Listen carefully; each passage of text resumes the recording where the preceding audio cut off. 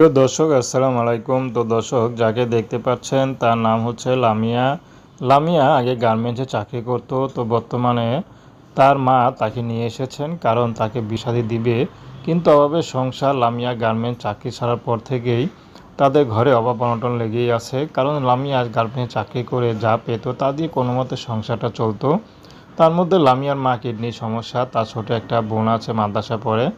তো লামিয়ার ইনকামে সংসারটা চলতো, তার বাবা নেই।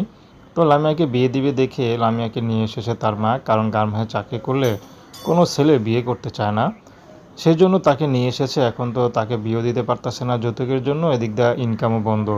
তো এখন কী করবে, কোথায় যাবে? এই জন্য লামিয়া বাধ্য হয়ে এখন ইউটিউবে এসেছেন। যদি তার দুঃখ কষ্ট বুঝে কেউ পাশে থাকে, সেই মানুষটি যেমনই হোক না কেন লামিয়া বিয়ে শাদী করতে রাজি আছে। লামিয়ার কোনো চাহিদা নেই, কোনো পছন্দ নেই। তো দর্শক, এই ছিল লামিয়ার জীবনের সংক্ষিপ্ত জীবন কাহিনী। তো প্রেম ভালোবাসা বিয়ে শাদী করা একান্ত আপনাদের ব্যক্তিগত ব্যাপার। আসসালামু আলাইকুম।